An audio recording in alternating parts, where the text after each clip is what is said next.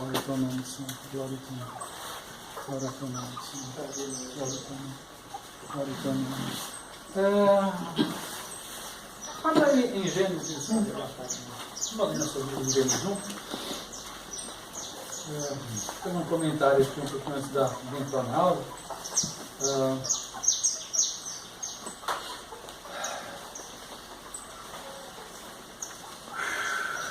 No princípio criou Deus o céu e a terra era sem forma e vazia, e havia trevas sobre a face do abismo, e o Espírito de Deus pairava sobre a face das águas. E disse Deus: haja luz, e houve luz. Viu Deus que a luz era boa, e fez separação entre luz e as trevas. Depois no versículo 6, e disse Deus. Depois no versículo 9, e disse Deus. No versículo 11, e disse Deus. No versículo 14, e disse Deus. Não é?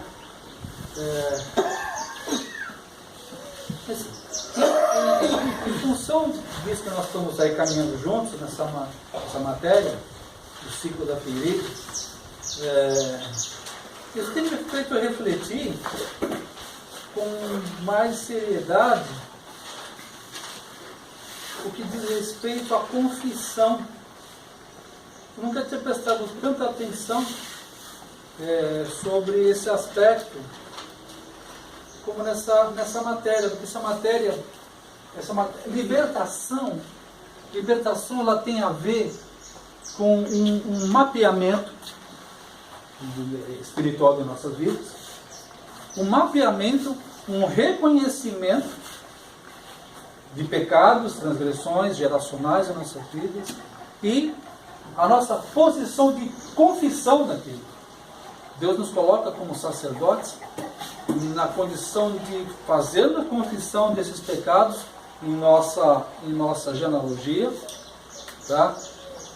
E o poder que tem da confissão de realmente de tirar de nós e da nossa posteridade certas questões não resolvidas, certas impregnações de Satanás, porque o interesse de Satanás é viajar conosco na nossa família, geração após geração, impedindo que a gente produza. Ainda que você passe pelo sangue do Cordeiro, pela salvação em Cristo Jesus, porém, nós ainda ficamos amarrados. Tá? Então, você ainda tem um nome, você já tem um nome que liberta, mas ainda não conhece o poder da libertação. Tá?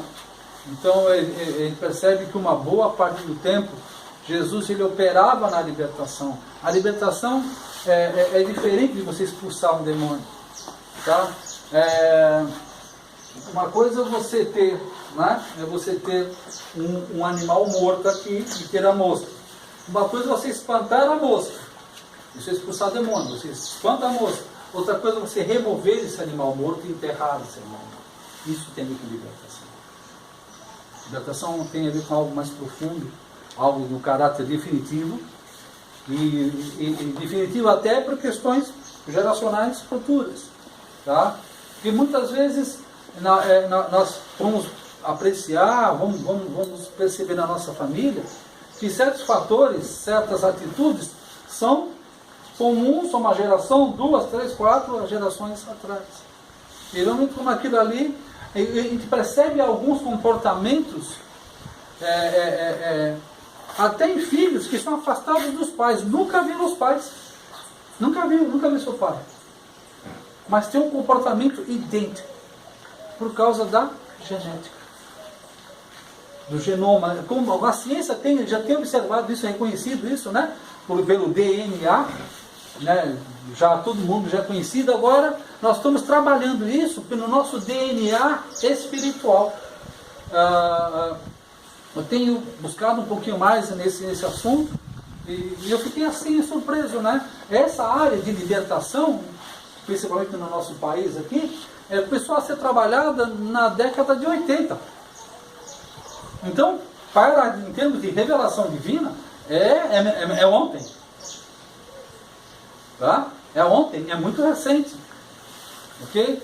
e tenho estudado isso, e eu tenho visto como Deus tem dado estratégias para os seus libertadores, para os homens e mulheres que Deus tem chamado para esse ministério, por causa justamente dessa questão. A iniquidade tem crescido muito. A iniquidade geracional tem cavalgado, sim, largamente. Tá? E isso tem entrado para dentro da igreja, e a igreja está cheia de pessoas feridas. Fala, Rogério. Eu só queria fazer uma pergunta.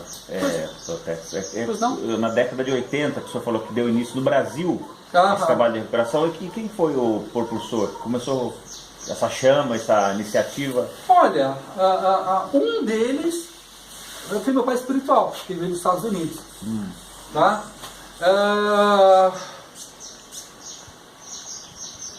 Para te falar, naquela época, quando você fala em década de 80, você fala muito em questões norte-americanas. Tá? Porque quando você estuda o mover de Deus, o mover de Deus ele foi para a Europa, depois da Europa ele foi para os Estados Unidos, tá? Eu não poderia te falar assim exatamente por este. Tá? Mas ela foi levantada, tá? Mais ou menos sendo praticada, tá? No começo da década de 80. Eu estou falando assim porque eu li aquela trilogia do Edir Macedo e coincidiu na época dele, de 70, quando começou o movimento e tal. Ele foi um dos que ele conta num programa que ele tinha na rádio, que terminava o programa de uma mulher que era do candomblé, e ela falava dos... Aí entrava ele com o programa, daí no meio do programa ele começou a desafiar os demônios e tal, aquela coisa, enfim. Certo. Aí nasceu essa denominação dele, né? Mas eu pensando que era ele, né? Ele foi um dos... Interessante. O livro... eu tinha uma restrição com ele de ouvir falar, né? As coisas que ele falava, mas daí você vê a história do cara... porque todo mundo, é aquela coisa, os pioneiros são os pioneiros. Tá? Hoje se tivesse uma conferência, o apóstolo Paulo sentaria aí e ficaria para você. Por quê? Hoje a revelação do Espírito está maior do que na época de Paulo. A gente fala de coisas a respeito da palavra de Deus que o Espírito de Deus está revelando hoje para nós, a respeito da palavra, mas que eles mesmo não tinham. Porque é de glória em glória. Tá? Hoje o crente regular sabe muito mais do que grandes mulheres e homens de Deus há 40, 50, 60 anos atrás. Porque Deus está abrindo as suas janelas de entendimento. Tá? Então, o que acontece? E isso tem feito um efeito muito interessante. Tá? Porque isso, na verdade, é uma quebra de conceitos. Porque a maior resistência é que na palavra de Deus diz que salvo pelo sangue de Jesus, né, você está totalmente salvo. Mas a questão é que quando você olha na prática, não é verdade. Quando você olha na prática, o que você mais ouve é o bem que eu quero fazer, esse eu não faço. Mas o mal que eu não quero praticar, esse eu pratico. Isso Paulo fala sobre o espinho na carne, ok? Mas nós percebemos que parece que não vou dizer que é um espinho na carne, mas é uma garra na carne. Né? Alguém que não deixa você sair dessa posição. E quando começou a fazer esses experimentos, na libertação, o Espírito Santo começou a falar com um, falar o coração do outro, é assim, olha, aconteceu mesmo isso na minha família. Quando você começa a estudar o livro de Levítico, quando você começa a estudar alguns fundamentos da confissão, de como verdadeiras libertações aconteciam, até que a gente tem falado muito da mulher cirofenícia, né? Você vê, a libertação da filha endemoniada estava numa condição de orgulho cirofenícia da mãe. E embora a mãe chamasse Jesus de Senhor, tá? Ela reconhecia Yoshua HaMashiach como Senhor. Ela tinha um forte envolvimento. Vamos dizer assim, uma crente gentílica. Não uma crente judia, mas uma crente gentílica. Ok?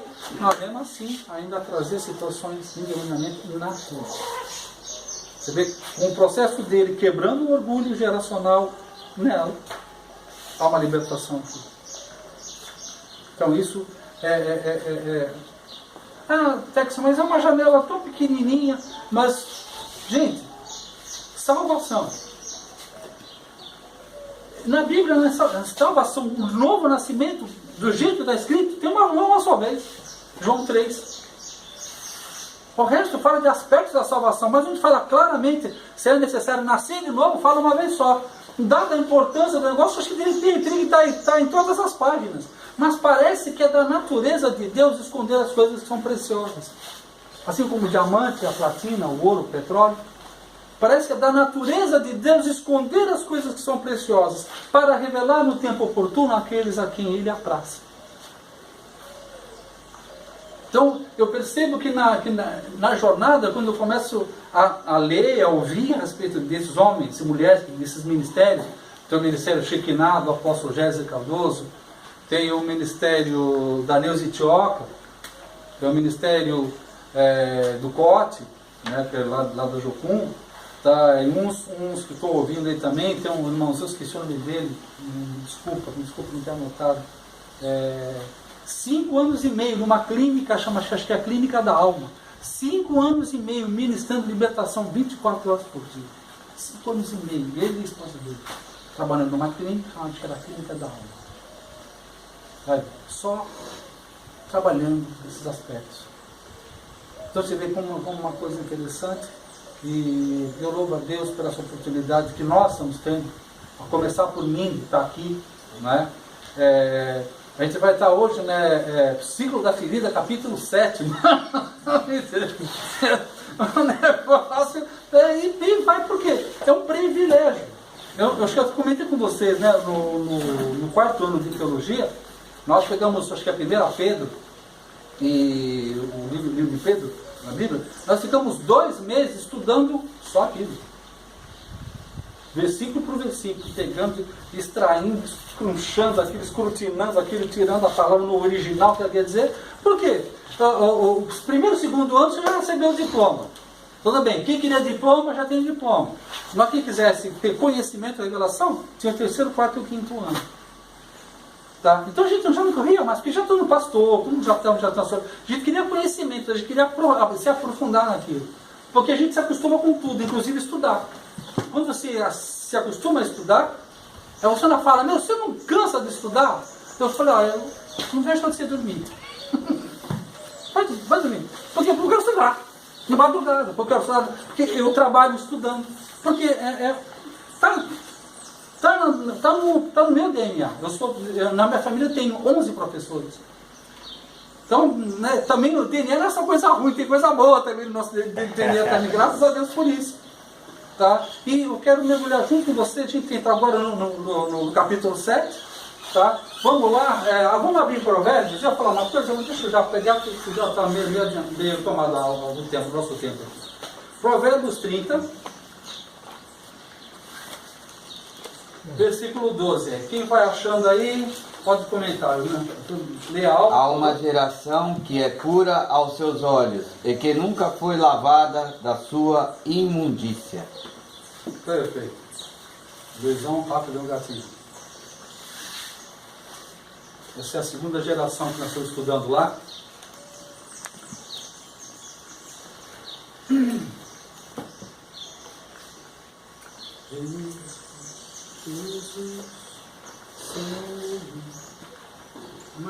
Cegueira espiritual, que ela vai casar com a religiosidade.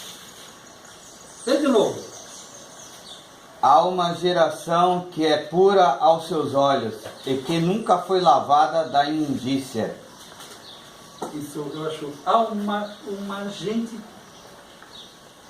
que é pura aos seus próprios olhos. Né? Deixa eu ler aqui para você entrar na aula aqui. A pior cegueira não é do incrédulo que não crê, mas do crente que não se enxerga, daquele que se acha. Sabe, a pior cegueira não é quem está lá fora, está fora das 4 paredes da igreja, daqui está fora do corpo. A pior cegueira é daqueles que estão dentro das 4 paredes. que acham que estão limpos, mas não estão. Como na igreja acho que a igreja de Laodiceia, né, que fala em Apocalipse, você que pensa que está ali. Na verdade, você pensa que está. Você é cego. Lembra como é que é? Pobre e nu. Pobre, cego e nu. É. Te aconselho que compre. Por quê? É uma igreja soberba. O orgulho. O orgulho, ele cega a nossa visão. Então, isso quando eu estava lendo esse texto, eu lembrei de um personagem, a maioria de vocês não vai lembrar, porque era uma novela que apareceu na década de 70. A novela chamava-se O Bem Amado. Né? Tu lembra da novela? Uma novela que passava uma cidade fictícia lá do sertão da Bahia. Odorico Paraguaçu era o prefeito da cidade. Tinha lá vários personagens exóticos, né? Mas tinha um grupinho lá que era o mais exótico ainda, que eram 3 irmãs, as irmãs Cajazeiras, né? As 3 irmãs, as 3 andavam sempre de bracinho dado, as 3. Tu lembra, não? Lembra, filósofo? Vai pegando aí. Então, elas faziam o quê? Eram as irmãs Cajazeiras. Fica livre, se você lembrar, você chama aí. Entra em edição extraordinária aí. Tá? As 3 irmãs só entravam ali só fazendo fofoca. Eram as carolas da cidade. Tá? Criticavam todo mundo. Todo mundo prestava, todo mundo era inimigo, todo mundo era tal. Porém, as 3 tinham caso com o prefeito da cidade. Separada uma das outras, né? Uma andava as 3 juntas, na presença delas, eram as 3 santinhas. Mas separadamente, escondida, cada uma delas tinha um caso com o prefeito. Odorico Paraguaçu. Tá? Ladrão de cavalo. Hã? Ladrão de cavalo. Tá? Então, por que isso? Porque isso é bem o conceito. E eu sei disso, porque eu vivi isso. Eu vivi isso. Quando você começa a praticar uma religião, mas você não é curado, aquela área na sua vida é uma brecha para iniquidade entrar ali, para promiscuidade. A promiscuidade, ela anda de mãos dadas com religiosidade. O que é religiosidade? É fazer coisas para Deus sem Deus. Isso é religiosidade. Religiosidade é fazer um monte de coisas que você não sabe por quê, para quê. Faz porque todo mundo faz. Faz sem revelação. Faz por repetição. Faz por tradição. E tudo que você faz sem fé é... Quem lembra do versículo? Tudo que você faz sem fé é pecado. Tudo que você faz sem fé é pecado. Porque fé é revelação. Fé é a resposta que eu dou a uma ordem divina. Deus fala, vai, eu vou. Deus fala, fica, eu fico. Isso é andar em fé. Andar em fé não é jogar um chinelo para cima e creio que ele não vai descer. Isso é presunção mesmo. Isso infelizmente é o que se faz aí. Compra uma coisa, vai na fé que você vai conseguir pagar. Peraí, Deus que mandou fazer? Não, é presunção. Eu também fui muito presumido de mim mesmo, fazer muito prejuízo para mim e para minha família. Era uma atitude baseada em orgulho e não em obediência. Tá? E eu, com esse negócio de religiosidade, eu me aproveitei de muita gente. Tirei proveito de muita gente. Com o pretexto de espiritualidade. Mas para alimentar a minha carnalidade, você põe uma capa de religiosidade. E essa capa de religiosidade é que propicia essa cegueira espiritual, que propicia essa religiosidade, que abre um campo para a iniquidade. Iniquidade da nossa vida. Tá? Beleza? Quando nós não caímos na real de nossa situação, 2 coisas acontecem. Sabe, Deus, vez por outra, Ele vai mandar situações, pessoas, para nos dar um toque a esse respeito. Antes de nós cairmos verdadeiramente, ele comanda as situações, pessoas, para te dar um toque daquilo. Na minha vida, quando a gente faz uma retrospectiva, antes da minha queda, eu falei, nossa Deus, mas aquela pessoa, então, aquilo que aquela pessoa falou era o Senhor falando comigo, arrepender-se. E eu fui me falando para eu não fazer, e eu fui feito um jumento selvagem aqui praticando isso. Porque ele tem cuidado de nós. Ele só não pode pegar você pelo pescoço. Mas ele vai criar oportunidades para nos mostrar, e às vezes até permitir algumas situações em nossas vidas, porque ele tem um projeto futuro. Hoje, quando estou aqui conversando com vocês, eu posso pegar muitos exemplos das coisas que aconteceu comigo. Então isso eu posso compartilhar com um pouquinho mais de segurança do que ele está fazendo. Quando não caímos na real de nossa situação, duas coisas acontecem. Primeira coisa que deve acontecer, cara, eu preciso me tratar. Eu preciso priorizar a minha vida. Sabe? Tem muitos homens e mulheres de Deus fazendo isso, entregando cargos, entregando e voltando para a essência.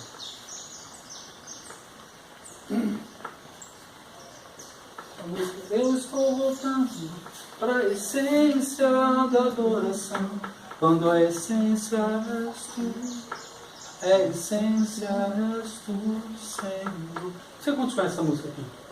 1, 2. Essa música é uma música internacional.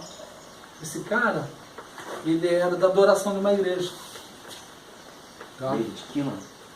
Ele canta, mas a música não é dele. Não, essa música é antiga. Mas ele canta bem, né? Aliás, eu conheço na voz dele essa música, né? Ele mesmo dá esse testemunho. E falando isso, né? Que era um cara, chefe de louvor e adoração de uma igreja, né? E que um dia ele estava nessas pegadas e tal. Aí Deus falou para ele: esse ministério não é para mim, esse ministério é para você, né? Falou que ele foi tão impactado com aquilo que Deus falou com ele, que ele entregou tudo no ministério, entregou tudo, deixou tudo. E ficou 7 anos só buscando permitindo que Deus o impacto de uma maneira bem resumida, tá? Deus trabalhasse com ele. Depois que Deus trabalhou esplendidamente na vida dele, Deus, no amanhã, Deus deu uma canção para ele. Eu estou voltando para a essência da adoração, quando a essência és tu, quando a essência és tu. Você lembra do começo dela? Quando a música esmorece e o resto desaparece, simplesmente a ti me achego, procurando oferecer algo de valor para abençoar seu coração. Mais de uma canção eu te darei, pois apenas uma canção não é o que queres de mim. Bem mais fundo busca, Senhor, o que os olhos não podem ver. Tu queres meu coração. É isso aí. Deus deu essa música. E essa música levantou o ministério do cara dos 4 cantos da terra. Tá? Deus deu uma música para o pessoal do Diante do Trono, já na década de 90. Preciso de ti, preciso do teu. A música tem 15 minutos.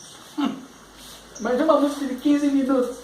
Essa música tocou no mundo inteiro. E falando de arrependimento. Falando de bênçãos. Não falando das suas mazelas humanas, churumelas. Nós falamos de arrependimento, falando de se meu povo se humilhar, eu falando de pecados. Preciso de ti, preciso do teu perdão. Nossa, é uma música muito, muito forte. Fala. Glória a Deus. Até no final mesmo desse louvor, dessa música, ele fala, né? Ele fala, me perdoa pelo que eu fiz dela. Quando ele pede perdão pela essência que ele achava que ele tinha, mas ele não tinha nenhuma essência, né?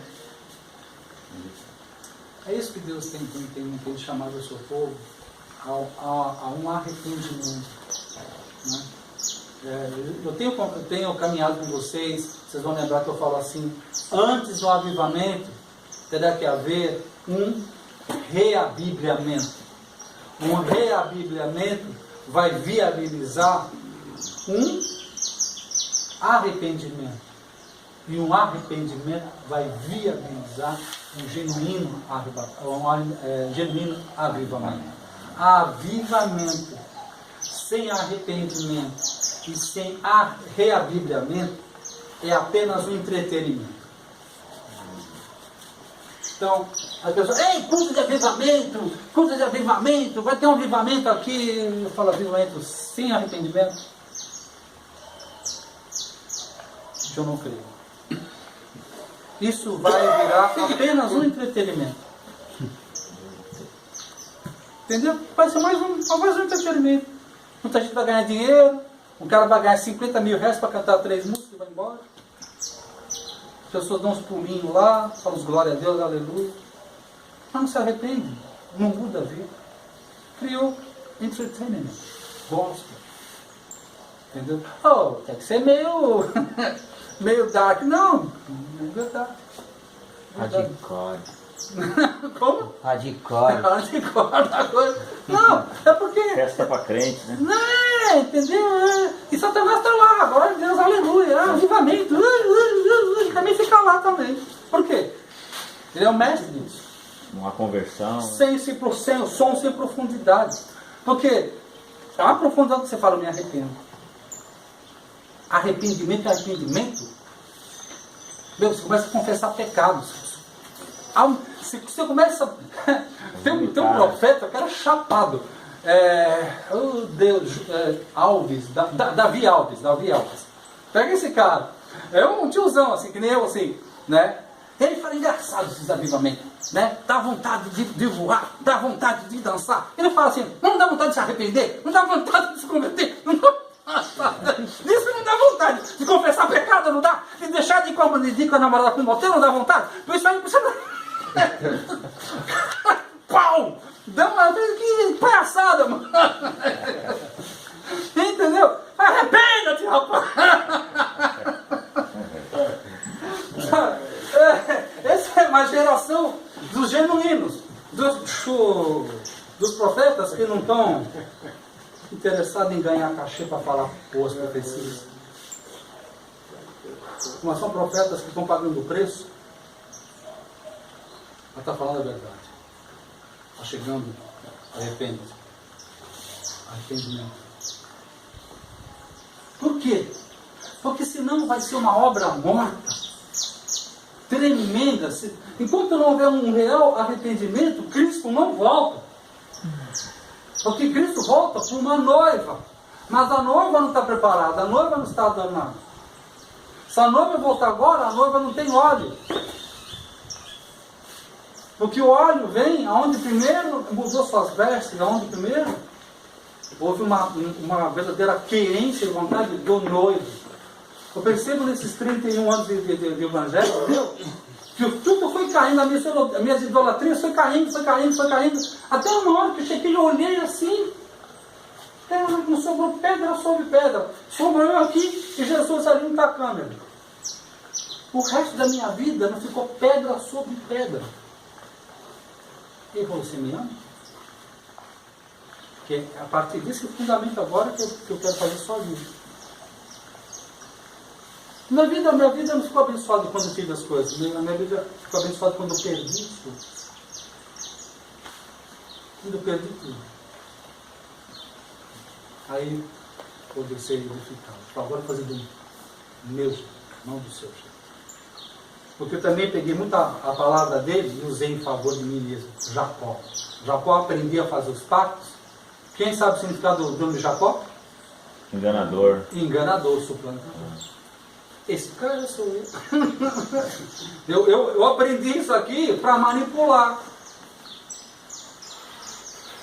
E consigo. E consegui. E conseguia. Até a hora que Deus foi me pegando assim. Me pegando. Até uma hora que fez revelando coisa assim. Sabe, que você fala. Gente, dá vontade de largar tudo e falar, agora nós estamos falando embaixo do carro. Ele fez isso com Pedro, fez isso com aqueles dois a caminho de Emaús. Sabe, há um tempo em nossas vidas que nós ficamos tão cegos. Você lembra dele? Lá vou eu. Você lembra daqueles dois que a caminho de Emaús? Que saem de Jerusalém, o que aconteceu, Jesus foi crucificado, tal. Né? Então eu trocando ideia, não, e aí eu tinha meus planos, meus projetos, tal, eu ia abrir minha igreja, né? E eu ia ter um avivamento baseado no Cristo vivo, tal. Quem é que se aproxima com eles? Jesus. E o que Jesus faz? E aí, o que está rolando aí? Eles acabam para ele. Então, você não sabe o que aconteceu lá em Jerusalém? Um homem, varão de Deus, assim. O que Jesus respondeu? Quem lembra? Ninguém lembra? Eles perguntando para Jesus, né? Você não sabe o que aconteceu lá? Ele, não. Eu fico imaginando, né? Cara, mas você não sabe? Onde é que você estava, Jesus? Eu imaginei que ele falando assim, ó.